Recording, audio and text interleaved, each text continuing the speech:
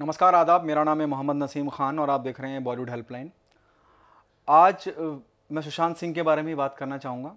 जिस तरह से सुशांत सिंह का देहांत हुआ और जिस तरह से उन्होंने दुनिया को अलविदा कहा, वो हम सबको कहीं ना कहीं दुख और तकलीफ़ देता है। और जो सुशांत सिंह राजपूत के चाहने वाले हैं वो सब्र नहीं कर पा रहे हैं। कहीं ना कहीं उन्हें वो क्यों इन हालात में दुनिया को और ऐसे इस तरह से दुनिया को छोड़ के चले गए, सब उस जवाब की खोज में लगे हुए हैं। लेकिन उस मोहब्बत, उस प्यार के साथ साथ लोग कहीं अपनी नैतिक जिम्मेदारी भूल रहे हैं कि फेक न्यूज़ पे वो बिलीव ना करें, यकीन ना करें।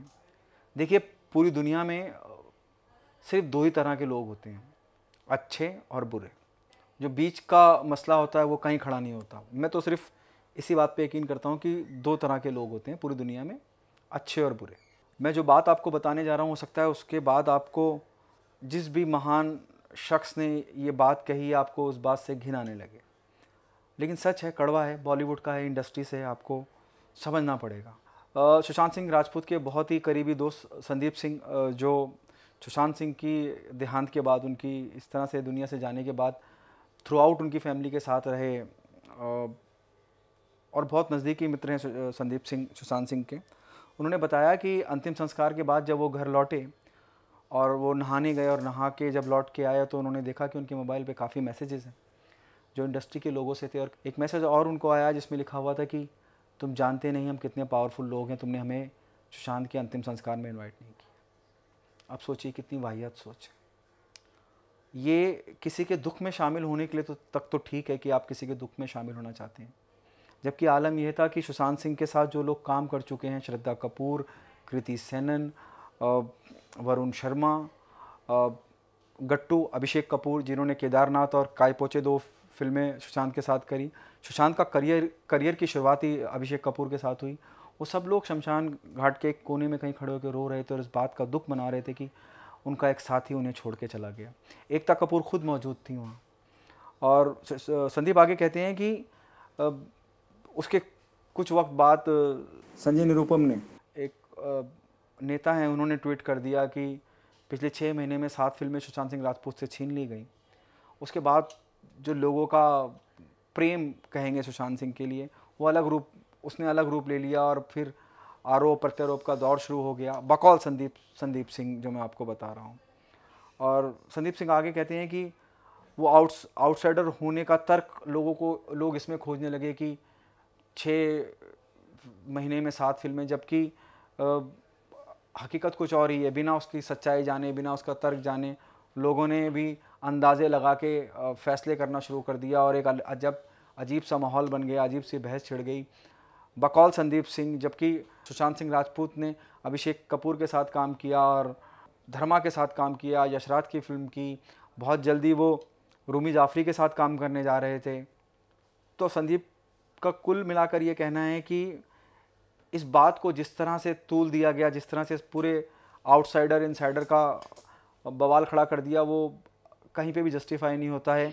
और वो ये भी कहते हैं कि सुशांत सिंह की मृत्यु का जिस तरह से तमाशा बनाया, वो खुद सुशांत सिंह भी पसंद नहीं करते।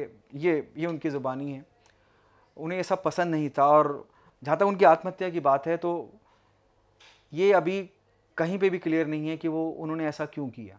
मैं सब बातें इसलिए कर रहा हूँ कि हमदर्दी के नाम पे बॉलीवुड में दुनिया भर के लोग सुशांत सिंह राजपूत को याद कर रहे हैं और संवेदना प्रकट कर रहे हैं, और कुछ लोग सुशांत सिंह के जाने को, इस तरह से जाने को अपने मतलब के लिए भुना रहे हैं। और लोगों को ये बात समझ में नहीं आ रही है। लोगों को समझना पड़ेगा, फेक न्यूज़ और प्रोपेगेंडा फैलाने में लोग लगे हुए हैं और उन्हें इस बात से बाहर निकलना पड़ेगा। अगर वो वाकई में सुशांत सिंह राजपूत से मोहब्बत करते हैं, उनके फ़ैन हैं, उस दिवंगत आत्मा की शांति चाहते हैं, तो मुझे लगता है कि उनको ये फेक न्यूज़ से बाहर निकलना पड़ेगा, उन्हें सच्चाई का सामना करना पड़ेगा। जैसे मैंने कहा कि अच्छे और बुरे दो ही लोग होते हैं। तो जो लोग संवेदना प्रकट कर रहे हैं कि हमें हमदर्दी है, बॉलीवुड की मैं बात कर रहा हूँ, मैं बाहर की बात नहीं कर रहा हूँ, फैंस का जिक्र नहीं कर रहा हूँ, अनगिनत लोगों ने संवेदना हमदर्दी जताई है ट्विटर के माध्यम से, सोशल मीडिया के माध्यम से। और कुछ लोग सिर्फ उनके जाने को अपने मतलब के लिए भुना रहे हैं। तो जो संवेदना जता रहे हैं और जो अपने मतलब के लिए, अपने निजी फ़ायदे के लिए उनकी इस तरह से जाने को इस्तेमाल कर रहे हैं, आपको वो भी समझना पड़ेगा। देखिए, जिसे मोहब्बत और जो संवेदना जिसे वाकई में यहाँ लगता है, वो घर तक भी पहुँच जाता है। नाना पाटेकर साहब ने मुलाकात करी और उन सब के मुँह पे एक तमाचा मारा जो सिर्फ सोशल मीडिया पे बैठ के ज्ञान दे रहे हैं या हमदर्दी जता रहे हैं या उनके इस तरह से जाने को भुना रहे हैं। अगर आपको किसी से वाकई में हमदर्दी है तो उनकी दहलीज तक पहुँचें, उनके पिता को तसल्ली दें, उनकी बहनों के सर पे हाथ रखें, तो होगी ये सही श्रद्धांजलि उस आत्मा को जो इस दुनिया को छोड़ चुकी है। तो मेरी रिक्वेस्ट सुशांत सिंह के फैंस से हैं और हर उस शख्स से है जिसे सुशांत सिंह के इस तरह से जाने से एतराज़ है, जिसे दुख है, जिसे संवेदना है कि एक इतना बेहतरीन ब्राइट एक्टर ऐसे कैसे जा सकता है, और उसको लेकर दुनिया भर के सवाल मन में जहन में हैं कि क्या ऐसा हुआ कि वो इस तरह से दुनिया को छोड़ के चले गए। मैं उन सब लोगों से इल्तिजा करता हूं कि आपको नाना पाटेकर और वो शख्स जिसने संदीप सिंह को ये कहा कि हम पावरफुल लोग हैं, उन लोगों के बीच का फ़र्क समझना पड़ेगा आपको।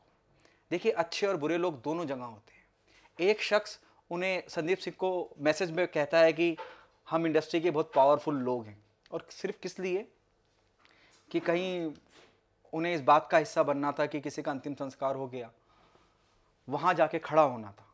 और दूसरा शख्स नाना पाटेकर जो बिना किसी शोर शराबे के, बिना सोशल मीडिया पे कुछ लिखे बोले, सीधा सुशांत सिंह राजपूत के घर पटना पहुंच जाते हैं, उनके पिता से मुलाकात करते हैं, उनकी बहनों से मुलाकात करते हैं, परिवार से मुलाकात करके उन्हें तसल्ली देते हैं। अगर आप फ़ोटो देखें जो सोशल मीडिया पे वायरल हैं, सुशांत सिंह राजपूत के पिता का हाथ नाना पाटेकर साहब के हाथ में है, और यकीनन ये जो हाथ है ये इस तरफ संकेत देता है, इशारा करता है कि नाना कितने फ़िक्रमंद थे और उन्हें वाकई में फ़िक्र थी। जो फ़िक्र दिखती है वो वहाँ तक पहुँचे उन्हें तसल्ली देने के लिए। आपको इस तरह के दो अच्छे और बुरे लोगों का फ़र्क समझना पड़ेगा, और ये फेक न्यूज़ के का जो पूरा का पूरा प्रोपेगेंडा चल रहा है उससे बाहर निकलना पड़ेगा। तो ही आप, मुझे लगता है, इस दिवंगत आत्मा को सच्ची श्रद्धांजलि दे पाएंगे। प्लीज़ सोचिए बैठकर, किसी भी चीज़ पे, किसी भी कंक्लूजन पे, किसी भी फैसले पे कोई भी फेक न्यूज़ देखकर ना आए कि आपने एक राय बना ली फ़ौरन। देखें, उसके तथ्यों को देखें, उसकी गहराई में जाएं, किस पब्लिकेशन ने, किस पेपर ने, किस चैनल ने उस बात को छापा है या लिखा है, या उसकी असलियत में कितना दम है। ऐसे ही व्हाट्सएप पे आए हुए या इंस्टाग्राम पे, ट्विटर पे आए हुए किसी बात पे आँख बंद करके यकीन ना करें। ऐसे लोग खड़े होने लगेंगे तो मुझे लगता नहीं हम कभी जीवन में आगे दूसरे सुशांत को देख पाएंगे इस दुनिया से जाते हुए। आज के लिए बस इतना ही। मैं उम्मीद करता हूँ आपको ये स्टोरी भी पसंद आई होगी। सिर्फ शोर शराबा करने से बेहतर है कि आप कुछ करें। अल्लाह हाफ़िज़।